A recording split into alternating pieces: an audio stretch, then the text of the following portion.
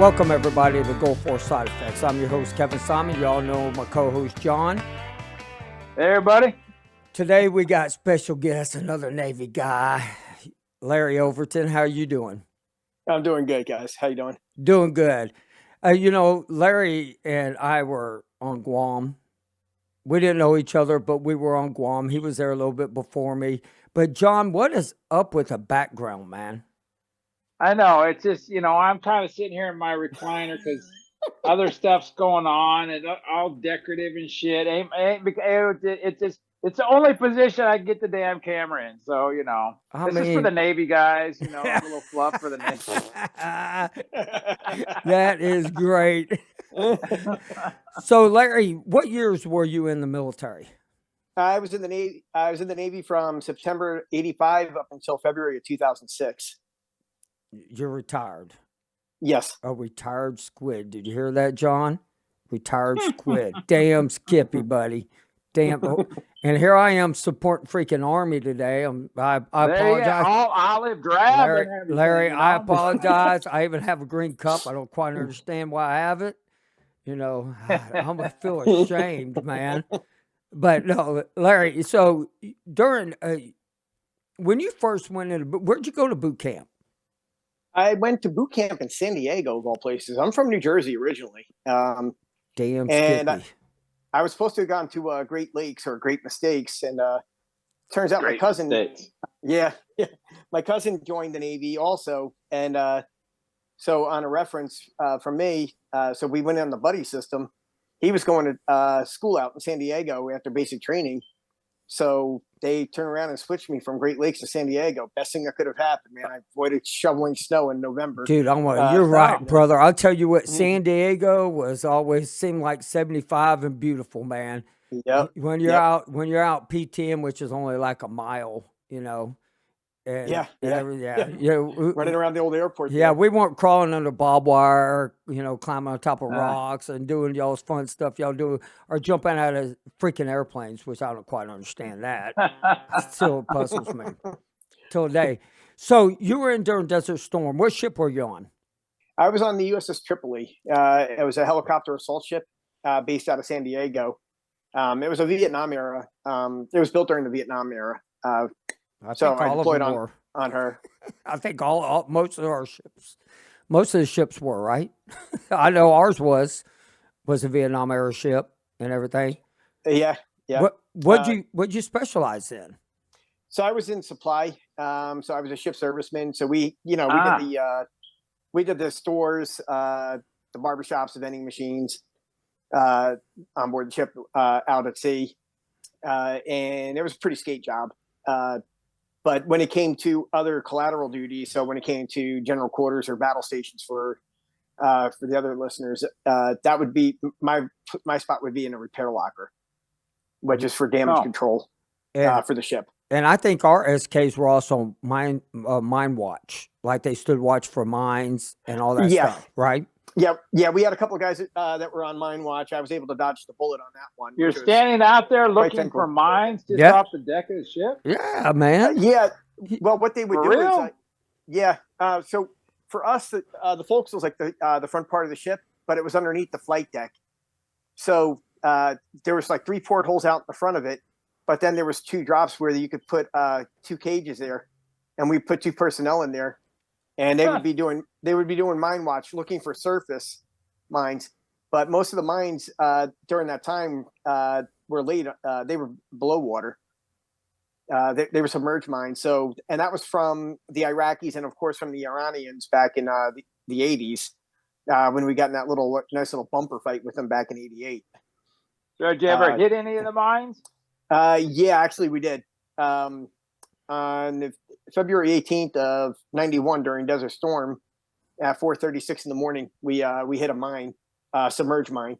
Oh, no shit. Oh, that's the one that has the propeller or has something that feels vibration, right? No, the one that we hit was a contact mine. So it looks like a hamburger with sticks poked out of it. Okay. So yeah, we ran into that one. The way that situation came about was, we were sitting off the coast of Falaka Island in the Gulf when we left San Diego, we left with the 10 ship amphibious group. And when we got out to the Gulf, we were sitting off the coast of Oman outside Muscat, and there was 36 amphibs out there. LHAs, a larger helicopter assault ships, and then the LPHs. And we did mine sweeping on a deployment back in November '89. I wasn't on the ship then, but we had the experience in aviation mine countermeasures. So basically, it was a big CH-53 helicopter dragging a hydrofoil going over the water, and they were supposed to be able to detonate mines. That's how they detected the mines, dragging a. Yeah, that's a hell of a way to go about it. Hell yeah! If it just blows up, you just blow up the freaking what do you call it? So you're basically pulling a ship that's inflated with air, right? I mean, a hydrofoil or whatever, right? No. Right? It was basically a contraption that was, it looked like a big sled, is what it looked like, and it had blades in there. It would just skim along the water, and it had the equipment to detect the mines. Didn't detonate them; it just detected them. So I have a bunch of Navy guys out there, and probably Marines, laughing at me. That dumbass doesn't know what that. No, I have no idea. Well, no, if they spot a mine, I believe, if I'm not mistaken, I wasn't up there, but if they spot a mine, the 50 cal would shoot at it and blow it up. That's what I've always. Is that how it goes? Well, we had an EOD team on board, explosive ordnance disposal team. So they would go over the side and on a rib boat, and they would go out to it and drag it away from the ship if it was a floater, and then they would hook the detonation charges to it, and then they would blow it up. God dang! That's a hell of a way to go. But why wouldn't you just shoot at it to blow it up? I think because of the region, because there's other things. So Kevin had mentioned about there's a pressure mine. It's called a Lugum. It's a Russian mine, and that thing actually lays at the bottom of the drink, the bottom of the Gulf. And the pressure from the screw when it's spinning, it sends the pressure down the mine. And what the mine does is it detonates, and it sends up a big air bubble underneath the ship. And then when it comes up, it pops the ship out of the water and buckles. Oh hell! Yeah. Shit. When we hit the mine, okay. It's a pretty powerful. So that sounds intense as hell. It is. When we got to this situation on the 17th of February, the Iraqis had locked in a Silkworm anti-ship missile battery on us from Falaka Island. So we had to pick up and move, and we had minesweepers with us and the aviation part. So we're out there moving around, and the Air Force was actually dropping a daisy cutter bomb on Falaka Island that night. So the Air Force did their part. They dropped that nice 25,000 pound beauty on Falaka, basically flattened the whole area. We were 30 miles out. We still felt the concussion from that thing. So 30 miles away, and you felt that? Yeah. Holy crap. Yeah. So we hit the rack it was probably around midnight. We hit the rack, and then 4:36 in the morning, we went into an uncharted minefield. Nobody knew that it was there. And when we went into it, we had minesweepers on the side of us and behind us, nothing in front of us. So we went right smack, and we hit this contact mine.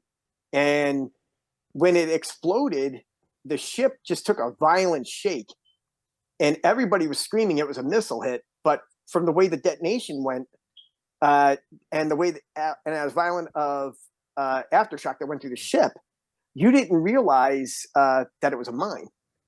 A couple of us kind of figured it out quickly. So all the bells are going off for general quarters. We're scrambling. We were well trained when we left San Diego to go for the war. We were doing general quarters or battle stations for the other military folks twice a week for an hour each time. And we'd start from like 9 in the morning till 10. No matter where we got in the drill, we stopped, we debriefed, and we went over what the training, what we did wrong, and then we correct so we would know our mistakes going forward. So we were good. Our CO, his name was Captain McEwen. He was really good. He got the Silver Star from the Navy because that mine hit, and we were well prepared. So we hit this mine, 4:36 in the morning.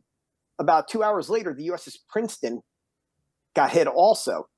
They got hit by that Russian Lugum mine.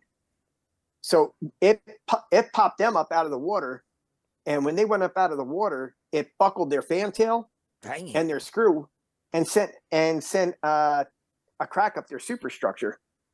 So the Princeton was dead in the water.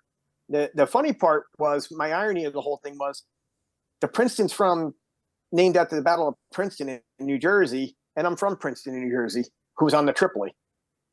So I kind of got my own little war story. Yeah, I know, right? Well, so I got my own little war story. Well, you know, they say the Tripoli and the Princeton were the only ones that were hit by mines. They say 2 ships, but that's not necessarily true, because I believe the USNS Andrew J. Higgins also hit a mine. I don't think they hit a mine. I don't think it blew a hole. It blew a hole right in the side. On the Higgins? On the Andrew J. Higgins. Yeah, I'm not sure, because we still stayed in the Gulf after the mine hit. And we did replenishments, but then again, I could be wrong. I mean, I was 30. And I'm going to say it was close to. It was after the war ended. I believe it was the Andrew J. Higgins. I'm pretty for sure. I'll have to check. Don't quote me on it, but from what I remember, I also thought the Andrew J. Higgins hit a mine, and it possibly could have too. I mean, because there was stuff going on there. We were so, you know, for the United States at that time, we were so far behind when it came to mine countermeasures. You know, Tripoli basically wrote the book for aviation mine countermeasures because of that war, and they took the Inchon out of Virginia and converted her over to an MCS ship. They made it a mine countermeasure ship up until 2002, when she had a main space fire, and some people got killed. So that pretty much wiped out the Inchon. She got decommissioned, you know, but the ship, you know, that situation with the aviation mine countermeasures and the regular minesweepers were a mess. You know, the European counterparts, the Brits, you know, the Germans sent over minesweepers, the Norwegians. They were far advanced, and they were actually finding more than we were. Yeah, well, you remember taking a class on board our ship. We took a class on what different mines look like, so that way, if we see them in the water, yes. And I mean, I'm sorry, but I looked in the water all the time. I was like, hell no, sea snakes, sharks, and mines. This is not, a good thing to be looking at. Like, hey man, look at that, the sea snake, shark, mine. Yeah. You know, exactly. I never saw a mine, thank goodness. But whenever I was going to get out, I tried to get stationed on a minesweeper. I really wanted a minesweeper. Why? That's what I ask myself now. What the hell was I thinking? But they wanted to leave my ass on Guam for 2 more years. No, thank you. You know, but and that's the cool thing, because everybody has a different job on board a ship. Your storekeepers are also, you know, they didn't just do supply, they also cut hair. Did you cut hair? Yes, I did. That's what I do for a living now. You know, really? Yeah. And there's no way I was going to cut anybody's hair. I went in the Navy not to cut hair. No, thank you. I go figure, right? You know, now I cut hair. I had to eat a lot of words when I came back home. But but what I thought was cool, like, John, you be out in the water. I'm telling you, it was the deepest, blue, clearest water you would ever see in your life. Beautiful. Beautiful. You just didn't, you know, how to say, it was just magnificent. There was days the water would look like glass. And there was days that it would be like 40-foot swells going up, you know, your butt, you know. And that's one thing about being in the Navy. You got to see it all. At nighttime, you could look over the side of the ship, and it's a chemical reaction of the way the ship hits the water and breaks off, but there's nice green glow on the bottom of the ship. And I mean, it would glow bright. It was cool, man. It was cool. And then you see sea snakes, sharks. You have a real thing. Not that don't get me wrong, I hate snakes, but you have this real, you often bring up the snake thing. Snake and spiders, hell no. No, thank you. Spiders, no. Spiders. You put a spider on me, and I will run 20 miles. I'm just telling you right now, to get that thing off me. I'd rather be stung by bees than have a spider on me. Were you ever on a sub, Larry? No, there was no way you get me on that little thing. My first ship was a sub tender. It was a sub repair ship. I had a chance to go down and look in the sub, but no way, man. Yeah, no way. That's like putting a soda can underneath 1,000 pounds of pressure and just watching it, crumple. But I'm like, no way. That's the only way you can save really good money, though. Yeah, because your ass never surfaced for a long time. And especially now, the money they give them for re-enlisting or just to enlist. Yeah, they get. I mean, you definitely save money. That's for sure. I know I didn't. Being during the wartime, I mean, like, the only way we knew, John, that the war started, they started flying off airplanes and missiles. Only way we freaking knew. It was a trip, man. And they told us, and they told y'all? It was dark, and they said, okay, everybody, it was obviously at night, and we say, look up, and we could hear the planes, we could see the lights, and all of a sudden the strobes would go off. They'd go in, and you could hear them coming back. All of a sudden the lights come back on, and we'd hear the bombs dropping, and the MLRS is going off batshit crazy, and it's like, man, we're looking through the damn binoculars, and you can see the green glow from the bombs hitting. It was really cool, man. I'm not gonna say it was cool, but right? darn right, man. Out. Yeah, yes. But the airplanes, as they're far away, right? I don't know how aircraft carriers. I got to give it to a lot of the guys on aircraft carriers. How they function and how quick they can get an airplane off that deck is amazing. And them pilots are nuts. Yep. And even the helicopter pilots. Our helicopter pilots, I remember most of them being females. And I'm telling you, they're amazing. I give pilots a lot of credit. I understand why they make bigger money, and I understand why they get to play with the fun stuff, like all the buttons, that they will not let me play with. Yep. What the hell does that button do? Jesus. But so after you were leaving Desert Storm and you're gone, I'm sure y'all hit some ports like the Philippines or stuff like that. Yeah, we did. Actually, we after that mine hit, we had boiler problems the rest of that deployment. Our boilers got knocked off their ballast. Oh. So we were we got out to the Indian Ocean, and we were down. We were supposed to have pulled into Phuket, Thailand, and we went dark and dirty. We lost power for How many about days? 2 hours. Just for a couple hours. We went dead in the water, I think magically off the Philippines for like a couple of days. Oh, magically. Magically. Yeah, magically. And magically we had to pull back into the Philippines, But it is cool, John, because, they say, join the Navy, it's an adventure. My ass. It's an adventure. It's more than an event. It's a lot of work. You know what? Yeah. I mean, you're busting your ass from sun up, sundown. And then you got to stand watches at night, But the good part is I wasn't on the sand. I wasn't getting shot at. My fear was the snakes in the water. I don't know. The Navy intrigues me now. I mean, I'm not even sure I've ever been up and close because we're so cool. Absolutely. I mean, we all flip one another's shit, but the bottom line, I mean, the Marines and the Navy kind of know one another. Well, how many types of different tanks do you know of? Different type of tanks. Tanks. I don't know. I don't know. I could probably rattle off a few. That wasn't only a few. We have all different types of toys. Think about it, man. We had some cool shit. There's more to the Army than tanks, for God's sake. But I'm just saying, y'all were stuck in one spot. We were everywhere.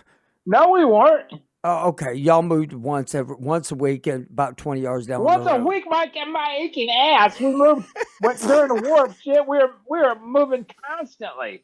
I mean, we barely get everything. John, nice and, don't get testy. Don't get angry. You said we didn't move.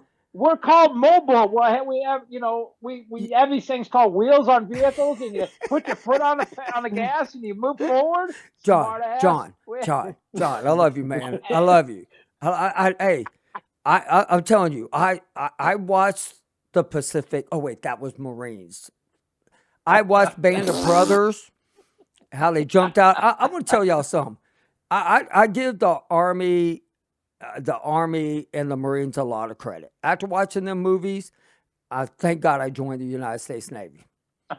I wore bell bottoms, but my ass was not storming the beach. I'm just telling y'all. And so today I was talking to this guy because we're about to get into the VA next. But I was talking to a guy, and he went in during World War II. He's almost 100 years old, and he was telling me. And yes, CBs also. CBs are badass. Yes, I agree 100%. Somebody put that. Navy CBs can build a city in like hours. Yeah, we used to call them Marines with light duty. Yeah, no, I don't know, man. I seen them CBs work on Guam. I was like, hell no, man. Mm-mm. My cousin who's retired Navy, he's actually a retired CB. Is CB? Oh, yeah. Now I know you. I stick it to him every time I get a chance. Yeah. But he jumped out of airplanes, and I said, okay, I have to ask you a question. When you jumped out of the airplane and you looked down, what was the thought that was running through your mind? He goes, $50 a month. $50 a month. That's how much they got paid in World War II. That's why he did it. And I tell you what, talk about that is why they are the greatest generation of the world. Because back then, you could have paid me $1 million. My butt is not jumping out of no airplane, not on God's green earth. No, thank you. So I've not jumped out of an airplane. I'm not airborne qualified, but somebody asked, well, would you do it, in the civilian sector? I'm like, no. I mean, to each their own. No. Now, as you've heard, rappel out of a helicopter. The military, we sarcastically call it dope on a rope. Air assault. I might do that. I might do that. As long as you gave me a gun on the back and some buttons I can push to detonate bombs, I'm in, man. Let's do it, man. I'm telling you. I would have done. I'm telling you. Dude, I'm telling you, man. Every time I saw a button, I was like, I wonder what the hell that thing does. But so now what do you do when your granddaughter's going to push buttons and you're like, I just tell her pushes.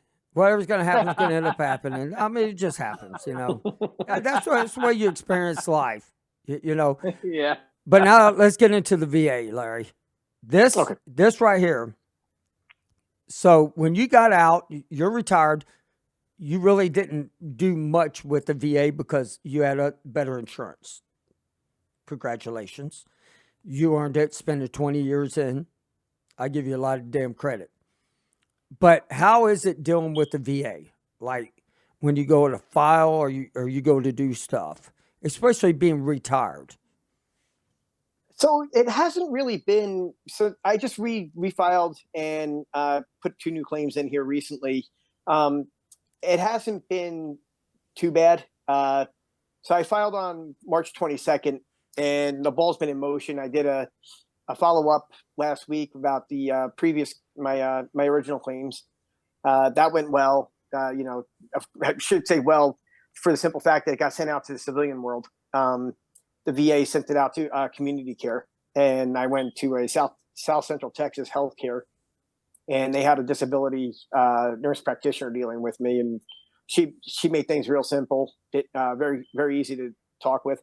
She had access to all my medical records, so that's good. Yeah, so anything that I had done, like at the Air Force clinic here at in San Antonio, or at the Army hospital, the VA could see my stuff, and vice versa. So that's good. So the 2 systems talk to each other. So that's a big plus. That's one good thing. So for the retirees, if you are dealing with the VA, they can see your stuff. I did give authorization to pull records from other places. I went for physical therapy for the back for a few months. That authorization I did electronically. That got pulled. I just spoke to the place today, actually. and they had sent the stuff off a couple of weeks ago. And the PTSD claim is the one that I'm working right now. That one is kind of like, it's a little tricky because you're getting notifications back from the VA saying that we need this, we need this, we need this, and I'm in the process of gathering it. And then of course they're throwing that. Well, you have 30 days to do this. If not, your stuff can be disapproved, rejected or whatever verbiage you're going to use. So, the person I'm dealing with from counseling services, he's already got me diagnosed. We have an appointment next week. He'll get my records moving and for me. And the one thing you will, because I saw this comment on here about talking about their claims being deferred. They defer almost every claim I know of now. They defer it, and it's just all it does is like go to somebody else. Like, well, what do you think about this? That's what I learned about it being deferred. It's like, do we need more evidence? Usually they don't ask for any more evidence. And once it gets them deferred, you're close to a decision. So just let you. I saw that comment, and I want that to be added to it. But I do know with filing claims, with what you were talking about, sleep apnea, the headaches, and how about brain fog? Do you deal with a lot of brain fog, short-term memory? Not in the beginning. As I've gotten, as I've gotten older, yeah. But I don't want to attribute that to age. I attribute that to, we were sucking in the fumes from the oil well fires. Yeah. When the Iraqis left, we had a black haze inside the ship for like 4 days. Oh yeah. And we were inhaling this crap because when it's for a ship, with that ventilation system, it sucks in the air from the outside to blow, and it blows, of course it goes through the air conditioning system, but it cycles through. And when it gets in there, it's there. It's no different than blowing air from your unit in your house, from outside to inside. And I'll tell you, and that's right. I mean, that's what I remember. I remember when we went back to Southern Watch, back again. I remember the haze being worse during Southern Watch. It's like we pulled them into Oman, and you're just kind of like, oh shit, the mouth of Oman. You're just like, damn, man, it's just like a wall of haze, and you just start going through it. It kind of reminds you of the Mist, the show The Mist. Yeah.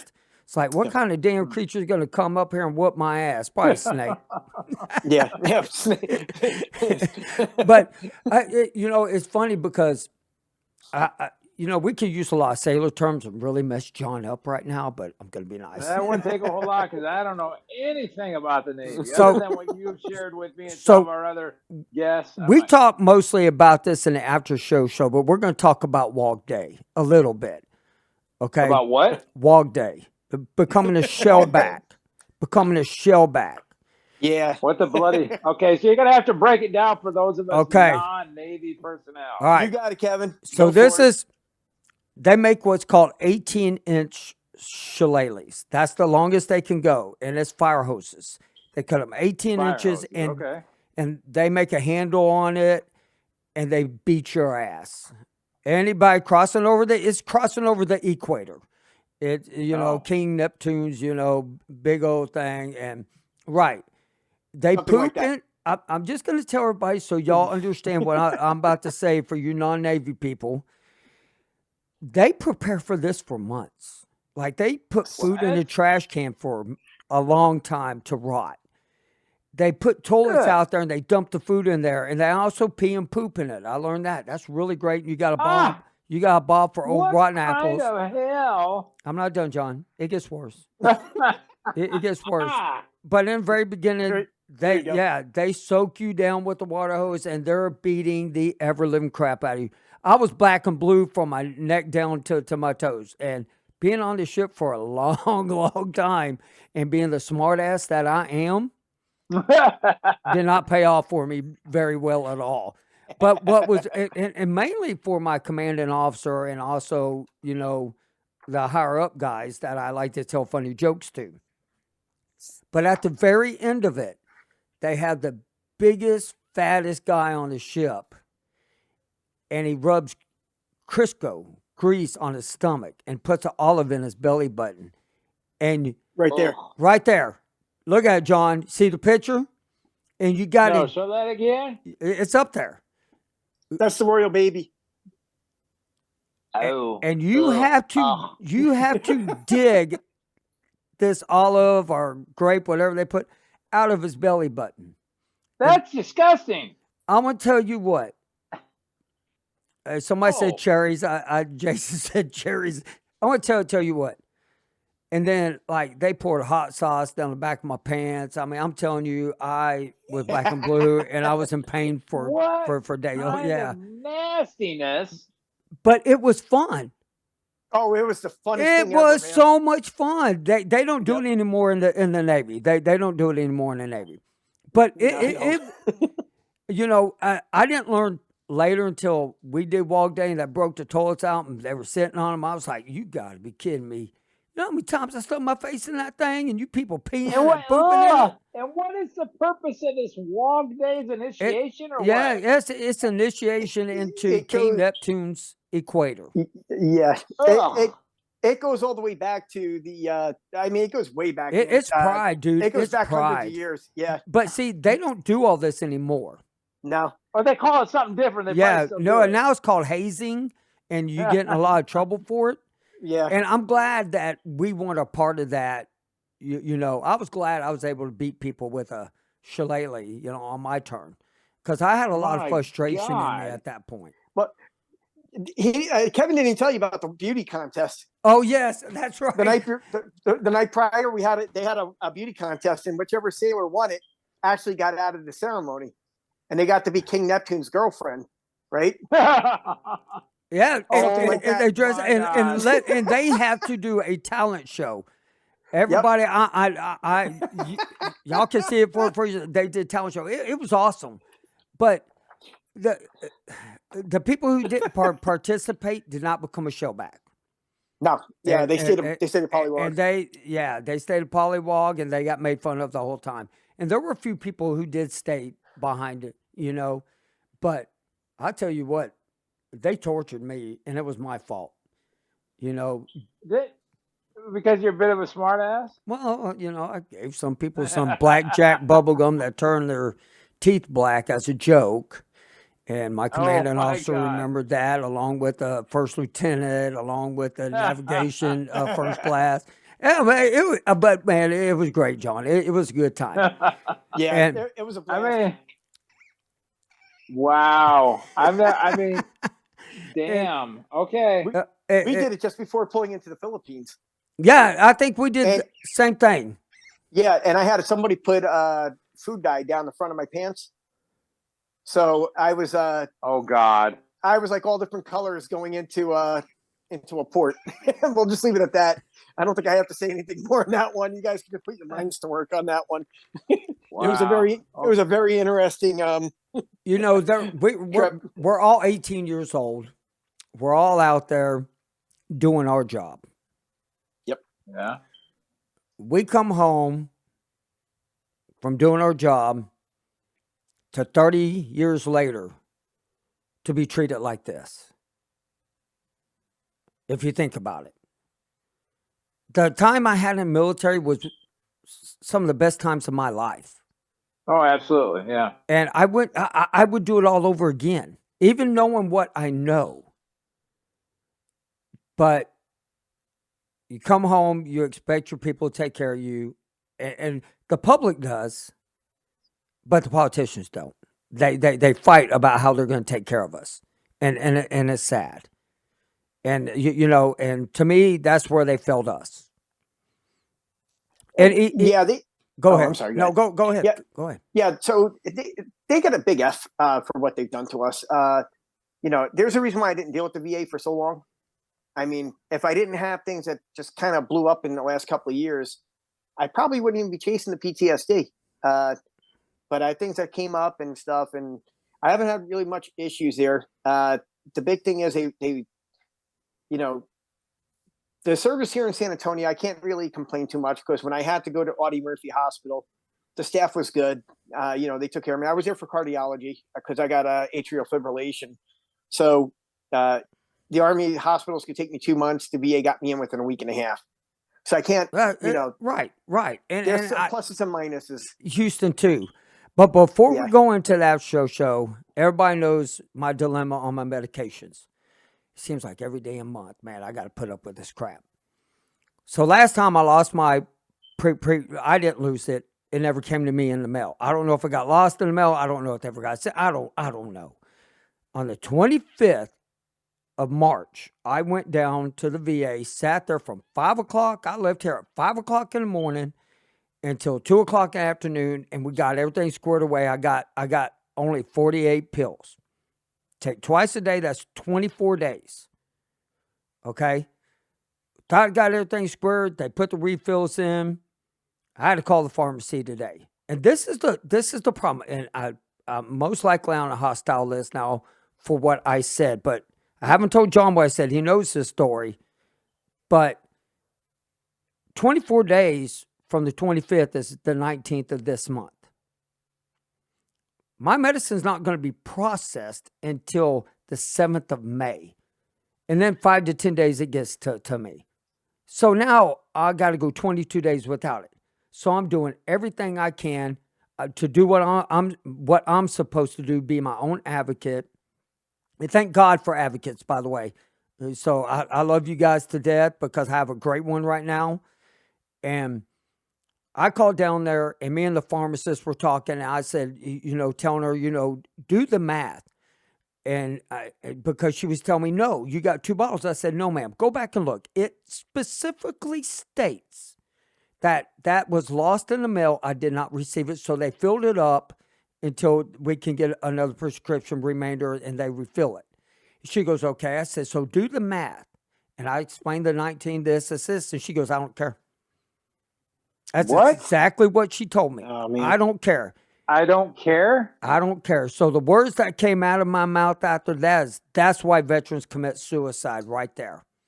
It's because you don't give a shit. I said, you're the rudest person I've ever talked to, and I hung up the phone. I called the advocate, and apparently that lady was really upset with me. But it sounds like there could be a had it coming to her. Right. Every word that came out of my mouth was ma'am, yes, ma'am, oh, no, ma'am, and, trying to be polite. I had a guy sitting in my chair until I got really pissed. When I hung up that phone, that guy's like, just cut my hair and don't say anything else because you were pissed, man. Wow. But that's the problem. Every veteran that I've ever talked to has had a prescription problem with the VA. Everybody knows the mail system right now sucks. Even, there are mailman shortages. They don't, all this stuff. And I even had to prove to them, the last time y'all said y'all mailed it out it arrived at my house on the 5th of April. No, not April, March. It arrived on the 5th of March, but it shows it got processed on the 10th of March. How the hell does that make sense? And that's where my argument is. So then my doctor sends me a message today, and he tells me, I will see you on the 22nd. Do not be late for the appointment. So I know he's pissed because all this is going on. This isn't my fault. I'm still going to run out by the 22nd. It's the 19th. And so my head's going to get screwed up again. Got to go through all this crap. And so be your advocate. The patient advocate, I called her. If y'all did not know this, the moral of my story is there is a patient advocate for the pharmacy. It's a pharmacy advocate. If y'all did not know really? That. And you can ask for them. And they get involved, they step in, and they do what they're supposed to do. So for everybody out there I did not know that until today. I learned something every day. I'm telling you. I learned something every day. And we're going to get a little bit more and more into this when we go into the after the show.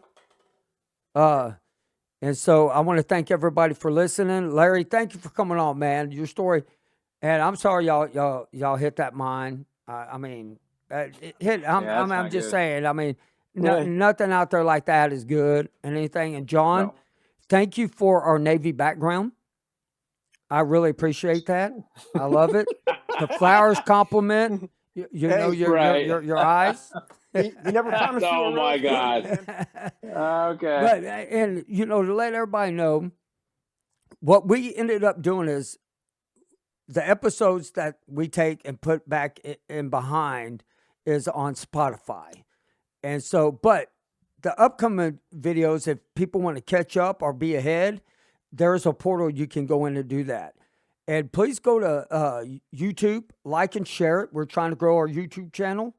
And y'all can email me at kevinsimon@goforsideeffects.com if you like talk. If you'd like to come on to the show, please come on.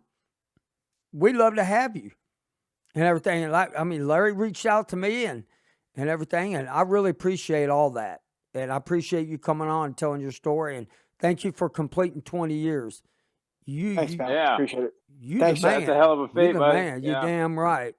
And everything. But y'all have a great night. We will see you in the after show.